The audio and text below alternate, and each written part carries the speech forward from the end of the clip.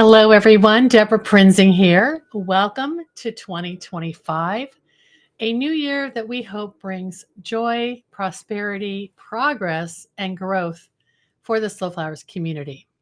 This is the 11th year we've produced the Slow Flowers Floral Insights and Industry Forecast, which originated in 2015 as a series of presentations shared with media, our members, and you, our listeners and viewers. This episode is accompanied by an important free resource. You can find the link in today's show notes for episode 698 to read the Slow Flowers Journal's Winter 2025 issue titled Floral Reality. Hot off the press, the 48-page digital report, produced in partnership with Bloom Imprint, our Slow Flowers publishing partner, is a beautiful issue that will walk you through all of our 7 insights for the coming year. Huge thanks to our creative director, Robin Ovney, for designing such a gorgeous issue. I can't wait for you to see it, and you'll see a preview of some of the pages in today's presentation. I have to tell you about this beautiful floral image on the cover of our forecast issue. It is a floral arrangement designed by Riz Reyes of Seattle-based RHR Horticulture. The image is also featured in the forthcoming book, The Flower Farmer, Inspiration and Advice from Expert Growers, which I co-wrote with Robin Ovney. The book will be published by Abrams on May 6th, 2025, and you can pre-order it now. When Robin selected this image for our cover, she commented that, quote, "It is almost hyper real," meaning it's so beautiful it couldn't possibly be real, but it is. It's a design from nature and artistically composed, almost like a Dutch still life, with flowers, but modern in its form. The design is real, touched by human hands, and intentionally designed, the epitome of floral reality. And that is the theme of this issue. Riz composed this stunning spring posy with hellebore, fritillaria, Siberian bugloss, which is brunnera, grape hyacinth, daffodils. He added rosemary and daphne for scent, silver gray brachyglottis, glossy polysticum fern, and branches of flowering ribes and bearberry hold the delicate flowers together. Thank you for sharing your talents, Riz. So let's dive right into 2025. We're calling it Floral Reality. I can't wait for you to learn about each of the 7 floral lifestyle themes that we're seeing moving into the forefront of our awareness for the coming year. So let's dive right into the concept of floral reality. In recognition of Slow Flowers' annual focus on changing cultural and creative shifts in the floral industry, our forecast hones in on 7 key insights. And in a year where artificial intelligence has become omnipresent, we find ourselves wanting to revert to the analog world of nature. Innovation and personal expression are being challenged by the AI-dominated ecosystem, and the authentic values of the Slow Flowers community are its antidote. Nature's perfection cannot be replicated by a chisel, paintbrush, or computer-generated image. As all of these works draw from the original source, a flower produced from AI is generated from what already exists. However, a flower grown from seed is the perfect metaphor for our individual creativity. And that's the perfect segue into our first insight, seed breed. We ask, is the future of your floral creativity contained in a seed? Flower seed purchases have held relatively stable over the past 5 years, according to the National Gardening Survey, which estimates 23.4 million U.S. households purchased flower seeds in 2023. We know that home gardeners want to get their hands on the same cut flower seeds grown by professional flower farmers. And now, beyond saving seeds each season, growers and gardeners are embracing an age-old practice of flower breeding. New introductions give growers a way to differentiate themselves in the marketplace. Long before flower breeding took place in laboratories or isolated greenhouses, farmers relied on a low-tech approach, observing unique varieties of food and flower crops through the seasonal growing cycle, selecting and isolating plants with appealing characteristics, and collecting their seeds to trial the following season is having an exciting renaissance. While large seed companies have the resources to undertake lots of breeding, it's inspiring to learn from Slow Flowers members who are doing just the same on a micro scale. We have 3 examples to share, illustrating the burst of new seed introductions from flower farmers and seed breeders, large and small. The insight opens with the story of Chester Copperpot, a celosia with uncommonly beautiful rusty burnt orange characteristics. It was discovered at Pepper Harrow Farm in Winterset, Iowa, where Jennifer and Adam O'Neill didn't set out to breed a new celosia variety. But when Adam noticed a bizarre offshoot of a single celosia plant, he decided to save the seed for future evaluation. He explained, "We separated out those seedlings from everything else, and the next year it made the same color again."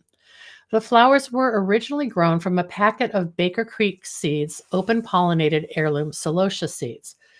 Coaxing an entirely new palette required the O'Neills to plant the seeds they saved in a remote area of their farm. Adam estimates spending 5 or 6 years to ensure the variety remained consistent and prolific.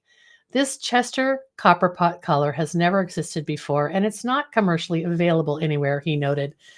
To protect future production of its seed from cross-pollination, it was important to continue planting in a separate growing zone. Or, he said, we would have to net it so that pollinators couldn't get into those flowers and cross my colors. After building up the stock of Chester Copperpot as a seed mix, Pepper Harrow Farm now releases a limited quantity of 25 seed packets each season. It ticked all the boxes as a good seed producer, Jennifer says. The color was great, the shape looked really pretty, and it produced a ton of seeds. They decided to sell the seeds as a mix, she explained, because not every single flower will bloom exactly like Chester Copperpot. It isn't because it's unstable, but because inadvertently a pollinator has gotten in there and brought in another color that we didn't want, for example, producing a gold or red bloom. We love a little color variation in Chester Copperpot seed mix, and other flower growers and gardeners have loved it too. Jennifer and Adam admit that sales of Chester Copperpot seed packets will never make them rich, but they are nonetheless excited about their unique seeds. This breeding program keeps us interested in our day-to-day activities, she says. It inspires us as people who grow flowers every day. We're keeping our seed collection very boutique. We don't have to be huge, but we're passionate. We're passionate about sharing our special seeds out into the world for others to grow in their gardens. Other unique celosia colors have emerged at Pepper Harrow Farm, allowing for additional breeding efforts. They noticed a mix of hot pink and orange blooms on the same plant, so they separated out that particular flower, said Jennifer. It's crazy. It's abnormal. It's like nothing we've ever seen. That extraordinary colored orange-pink celosia has been named Rainbow Sherbet, and Pepper Harrow hopes to introduce a new pink celosia, tentatively named Pink Lemonade, in 2026. You may be wondering how to get started, and the lesson from Pepper Harrow Farm is to be observant at all times. If you see an intriguing characteristic on a flower, document it immediately and begin recording how it performs. If you wait, it might end up being the cool new flower that got away. After I chatted with Jennifer and Adam, I called Katie Tolson of Seed on Hudson in Hastings-on-Hudson, New York. I remembered a comment she made in an email about a new Nicotiana she discovered in her cutting garden, and I wanted to learn more. Katie has learned that breeding can be accessible to small-scale growers and home gardeners. Discovering and nurturing a naturally occurring annual has sparked her newfound interest in breeding. She described the experience this way. There was a new cultivar of flowering tobacco that cross-pollinated in my field in 2023 and then overwintered to self-sow and bloom again in the 2024 season. It's the same shape as grandiflora and just as fragrant. The facing flower's center is pure white, but what's different is the watercolor wash effect in a blush mauve tone that shimmers on the reverse side of each petal. You can see that photo here on the left.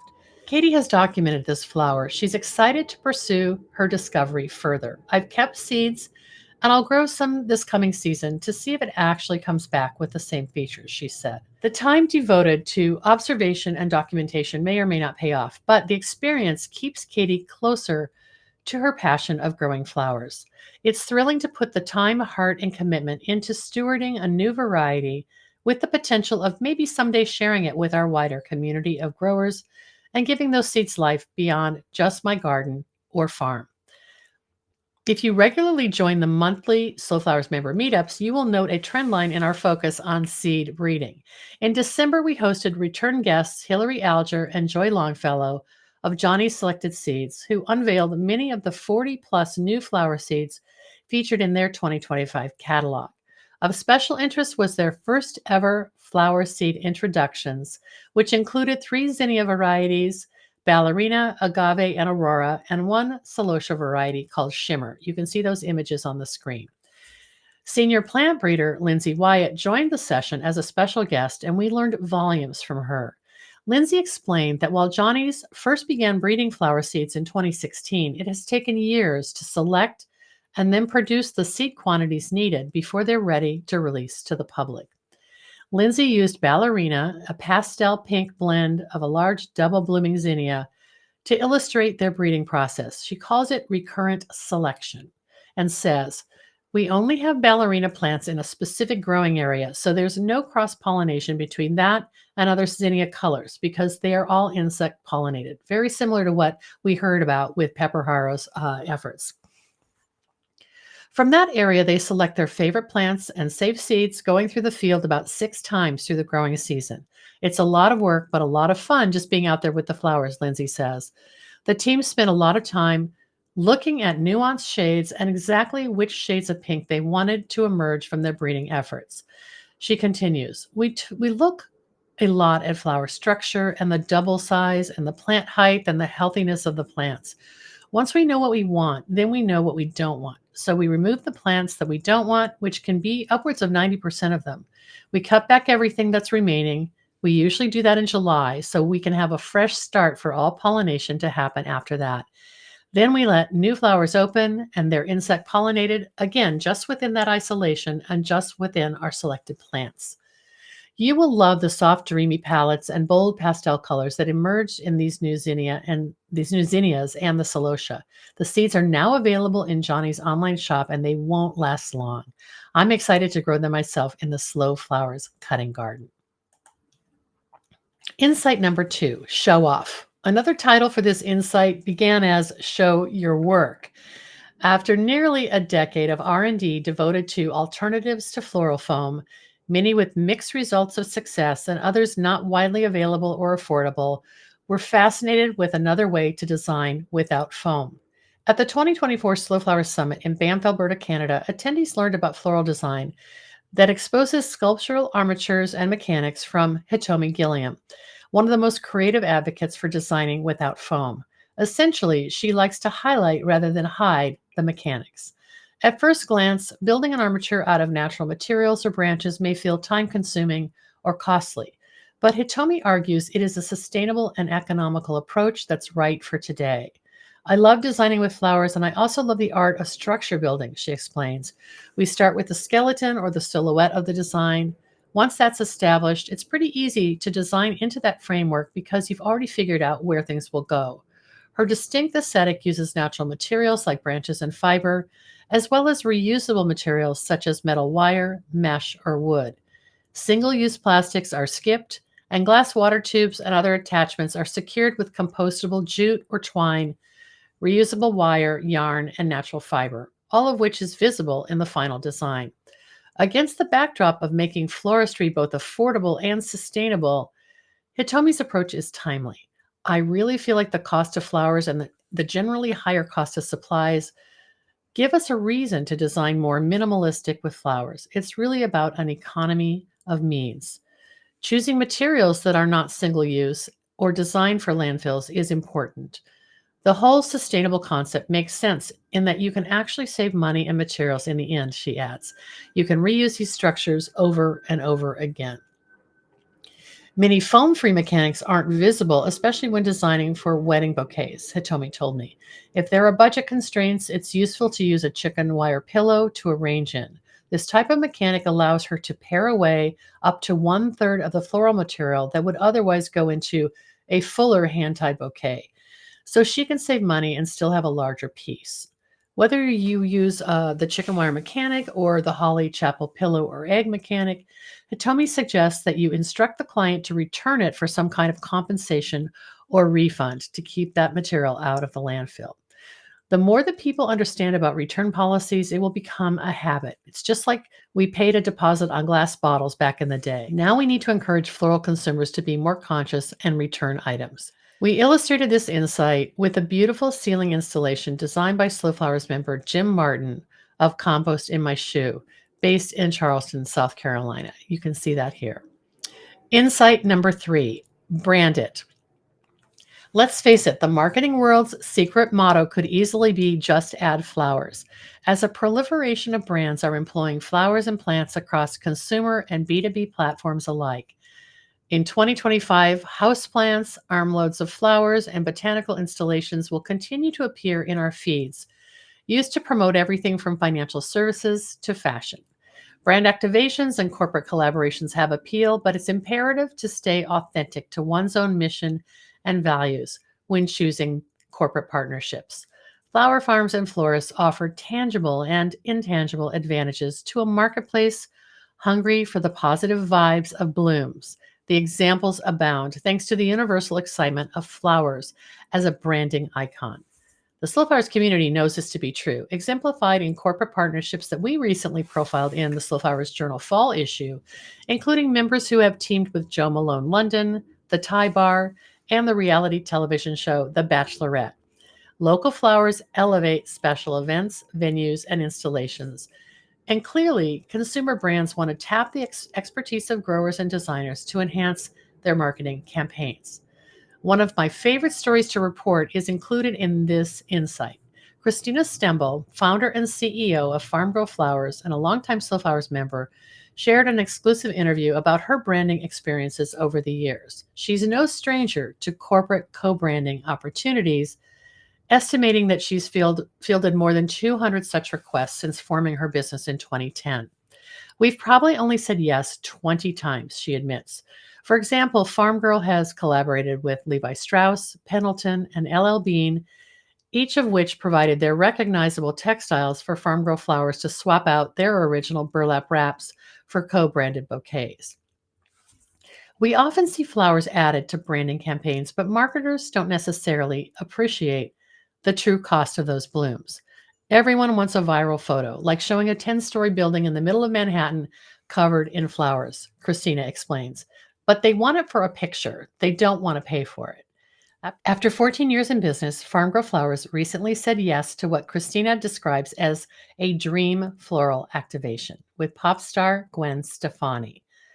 Farm Grow Flowers supported the launch of the artist's new album titled Bouquet, adding a custom Farm Grow Flowers Gwen Stefani bouquet to their product offerings in November, which quickly sold out. Every bouquet we sold has some collateral about Gwen's album inside the box, Christina said.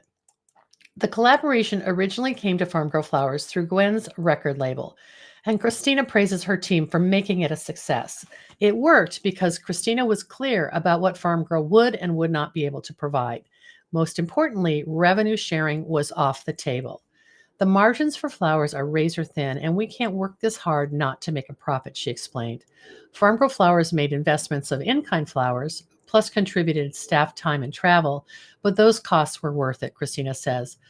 I realized why Gwen Stefani wanted to do this collaboration with us. It's because she genuinely loves flowers. This wasn't like other corporate partnerships where all they want is our customer list. Gwen really, really loves flowers. There was so much joy for us to see her face when she walked into the space we had designed and filled with flowers. It was definitely emotional. Everything in her album is about what flowers mean to her and who she is. And I'm grateful we had the chance to do this campaign with her because it was authentic. Christina and Gwen appeared together on the Today Show. They shot a promotional video together and they shared social media content. Farm Girl agreed to send gift bouquets to several influencers with the enclosure tag from Farm Girl Flowers and Gwen Stefani.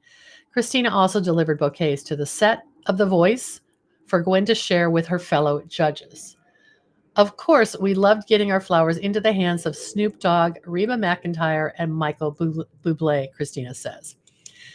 You can check out more on the Farm Grow Flowers and Gwen Stefani collaboration in the Slow Flowers Journal. We included a sidebar with tips from Christina on how to know your worth when you're approached to join a cross-promotion, brand activation, or corporate collaboration. It's important advice. The second feature under Brand It comes from Slow Flowers member Katie Lila, owner of Flowers for People, a creative studio and content producer based in Spokane, Washington, who shared her experience with video storytelling as brand activation.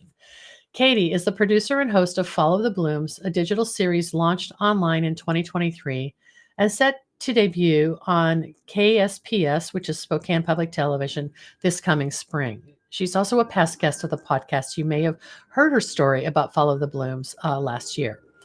Through Flowers for People, Katie blends floral installations with filmmaking to help organizations and brands reach new customers and build community. We've covered the many ways that Slow Flowers members are helping boost floral awareness, including our 2024 insight called Floral Literacy. For Katie, high fashion is the best analogy for moving flowers into the mainstream.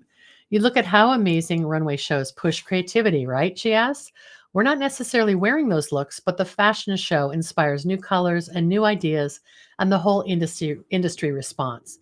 She'd love to see this model replicated with flowers. Building on the success of Follow the Blooms, Katie formed her studio's creative service effort to encourage brands and companies to add floral experiences to their events. We need to place flowers where customers already are, she maintains. Nobody can be sad if we add flowers to a NASCAR race or a Taylor Swift concert, right? Videos have an exponential reach, Katie explains. We need to see more than a blip on Instagram. Is it successful if you have flowers at a trade show or an event opening, but only the people who attend get to see it? She asks. Katie believes that filmmaking elevates the impact of floral activation. Recently, sustainabloom.com, the American Floral Endowment Industry Initiative, tapped Katie's studio to use video storytelling for its 2025 awareness campaign. The result is a soon to be unveiled video called Sustainabloom Road, at the heart of which is a dashed yellow line made of flowers marking the center of a roadway. Katie originally envisioned the 90-second film as the story of a yellow bloom road, with people adding flowers, riding bikes, and joining the journey together. She pitched the concept to AFE as everyone along the floral chain on the same road coming together to make the floral industry better.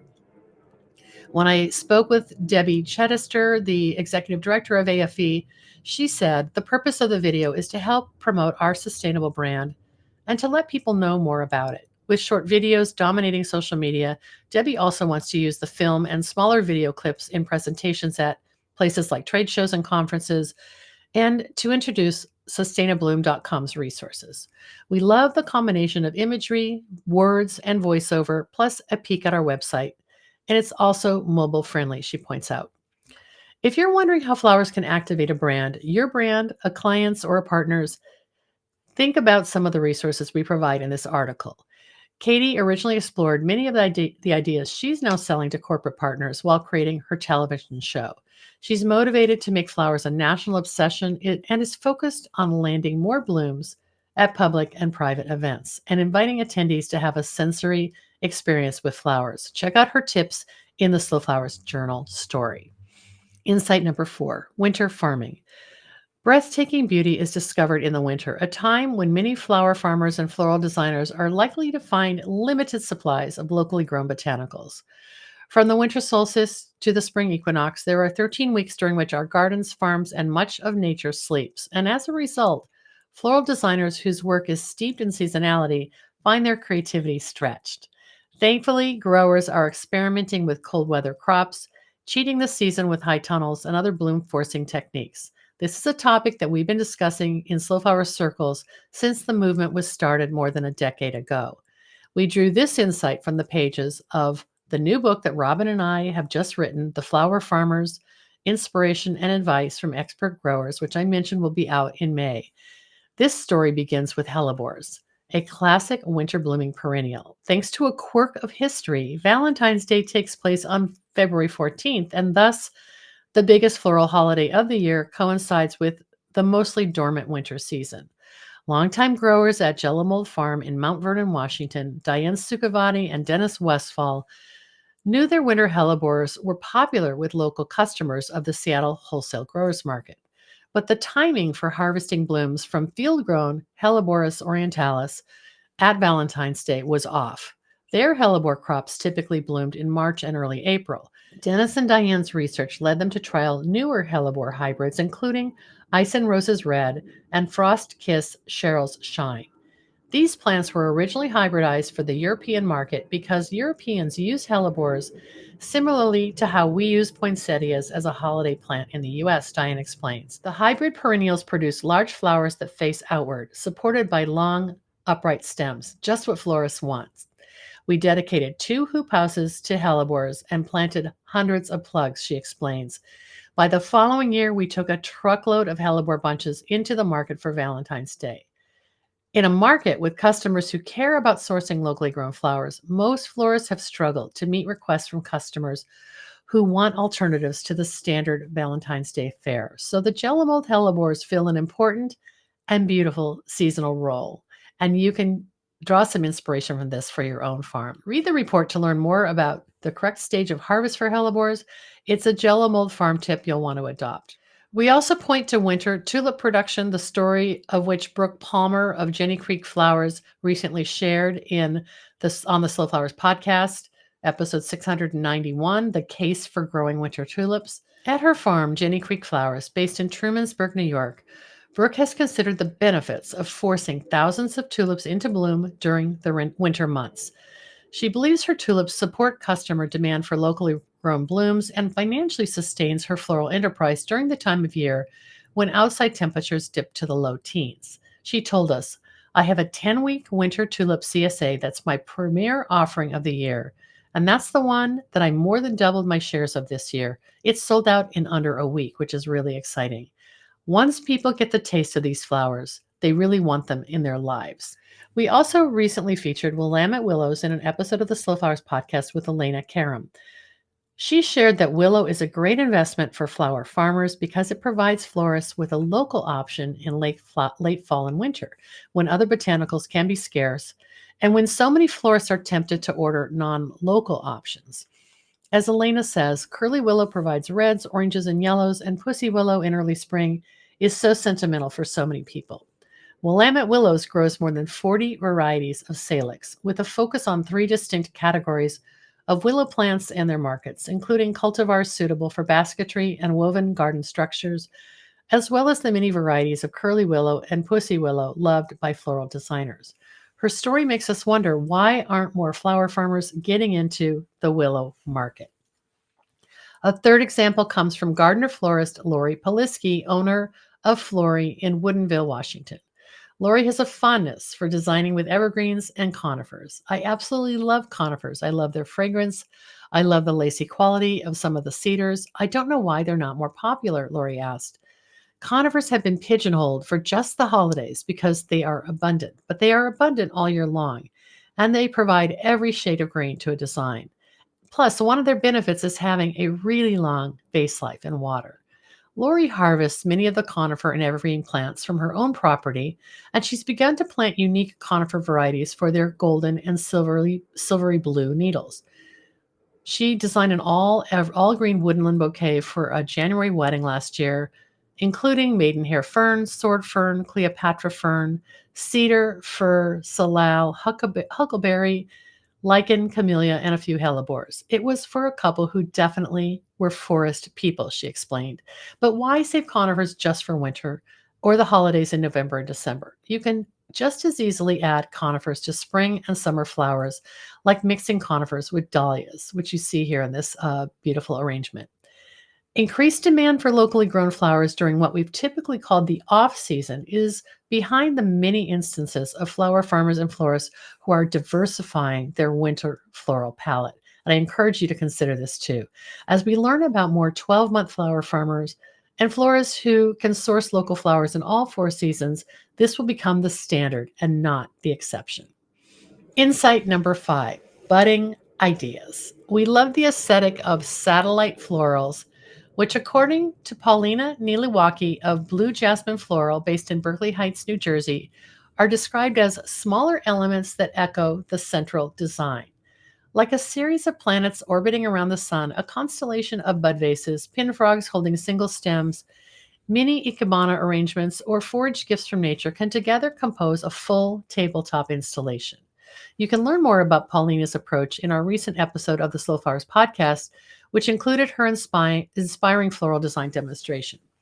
The conversation during that episode was the first time I learned of the concept of satellite floral arrangements, and it inspired this insight. Some also call this concept anti-inflation design, as less adds up to more. It's very similar to some of the insights Hitomi shared. When multiple forms and finishes are repeated across the surface of a table or a mantle, their scale and presence feels luxurious. With common elements throughout, the look is also harmonious. I love to use satellite pieces for head tables because they look so special, Paulina explains. They also work for long tables. Toronto-based designer Cynthia Zamaria brought her tabletop styling techniques to the 2024 Slow Flower Summit in Banff, Alberta, Canada, where she demonstrated how she creates beautiful tablescapes with all of the elements: textiles, stemware, and flatware, dishes, vases, candles, and of course, flowers. Cynthia's minimal use of flowers with vintage porcelain urns and pitchers as bud vases included layers of striped, checked, and floral pattern linens and levels of candlesticks and taller vases. Shopping for vintage pieces has long been Cynthia's approach to home decor and floral styling. In her book House and Flower, published by Bloom Imprint in 2022, Cynthia writes of floral and vase pairings. One of the more dramatic yet simple ways to display blooms is to keep your arrangements limited to one variety. And stay on the lookout for interesting vases in ranges of shapes that will best suit the flower's stem, foliage, and bloom shape.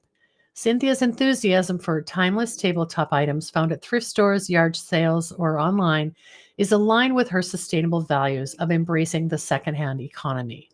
We're mindful of budgets and the economics of floral design, which makes this insight a timely one.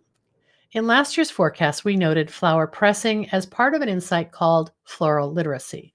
For 2025, we're calling it Pressing Matters, and pressed flowers is the entire focus. We expect more flower farmers and florists will embrace the revival of old-fashioned pressed flowers, also called preserved flowers.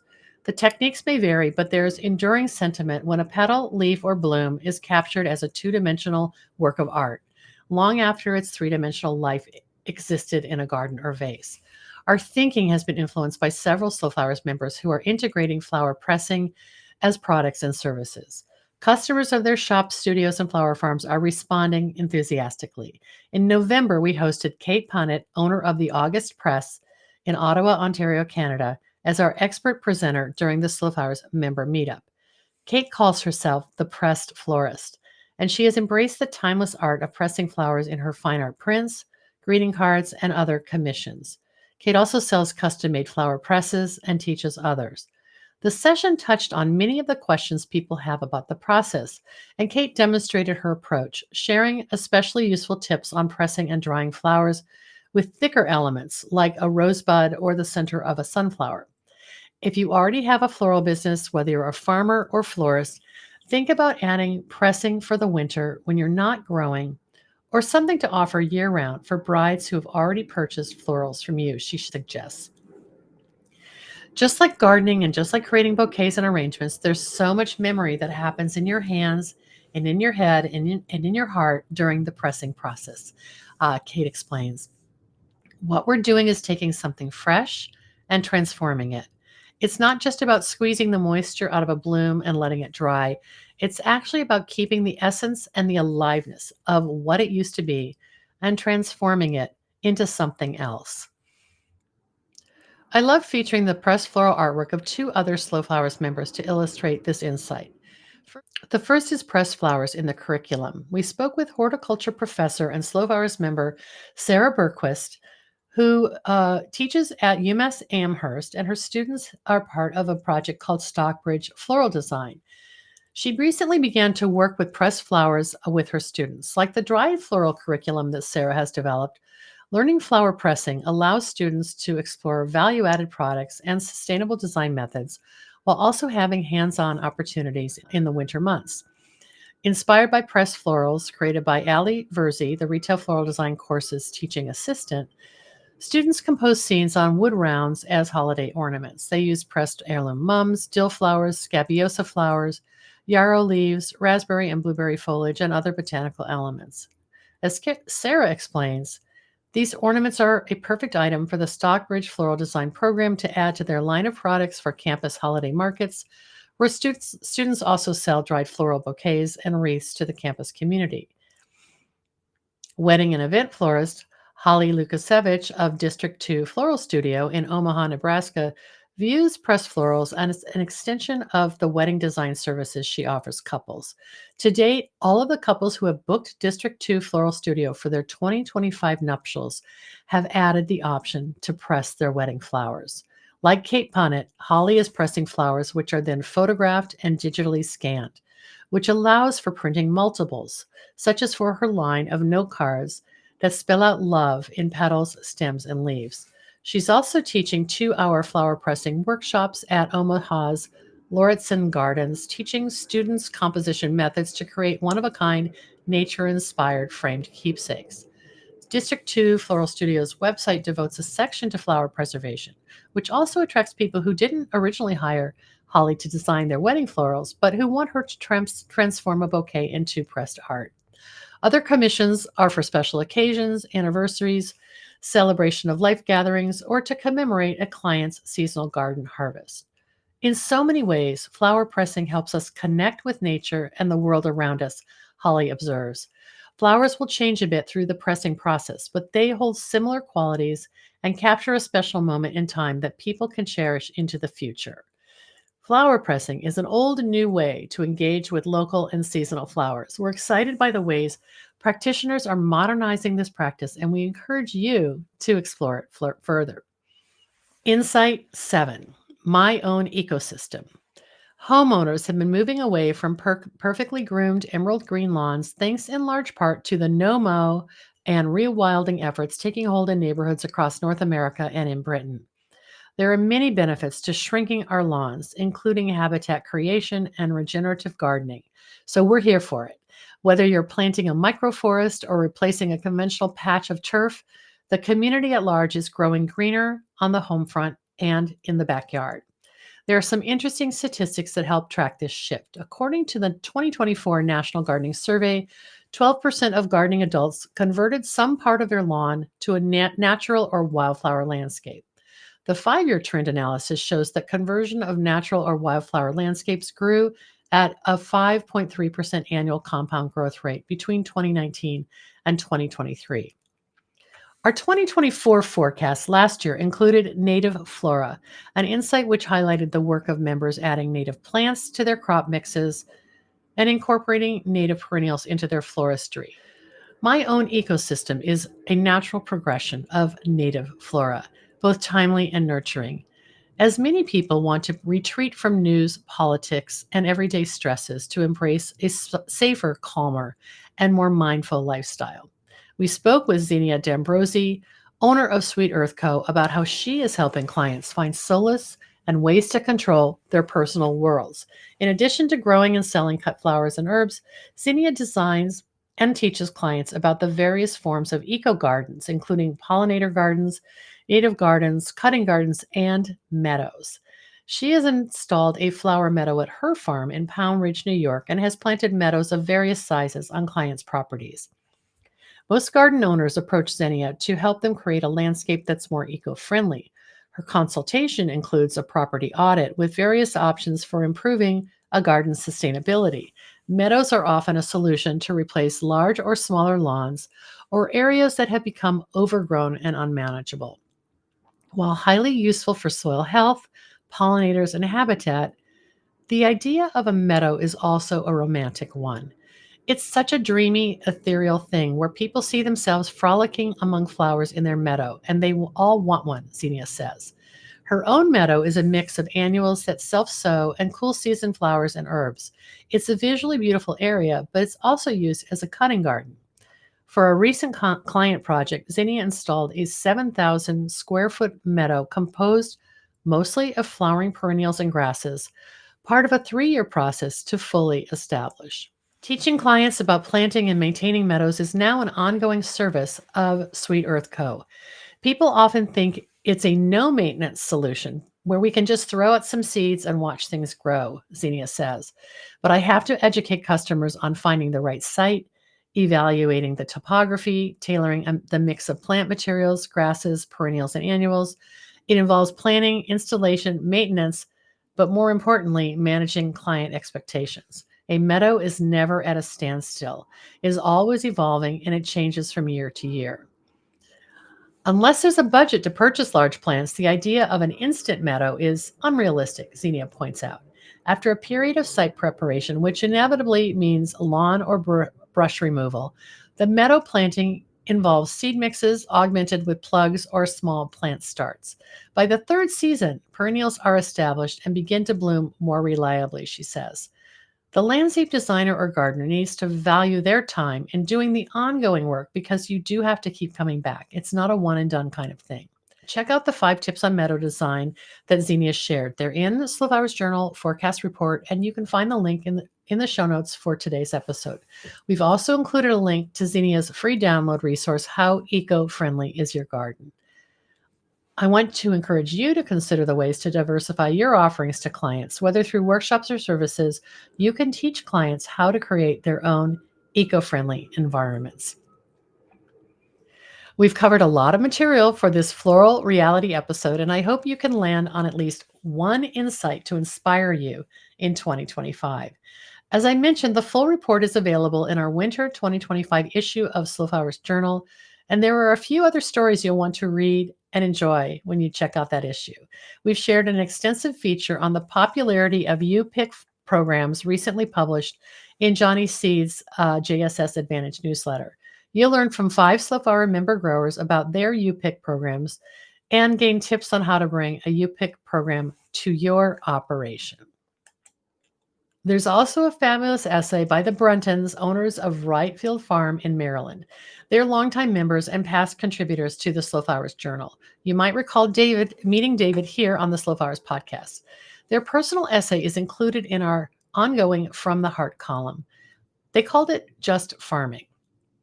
Learn about how this family has built a flower-filled life and learn about the national statistics on farms that rely on off-farm income. You will be surprised. Before we go, I can't leave without reminding you that the 8th annual Slow Flowers Worldwide Summit starts tomorrow on January 9th, continuing over 3 days with virtual online programming and featuring 15 Slow Flowers expert presenters. It's your last chance to grab a ticket, so click on over to slowflowersummit.com to do just that. We are thrilled with the response as people from around the globe are registered to join and learn more about the Slow Flowers movement. I hope to see you there and in the online forum. Thanks so much for joining me today. I'm Deborah Prinzing, a host and producer of the Slow Flowers Show and the Slow Flowers Podcast. Happy 2025, and I'll see you next week.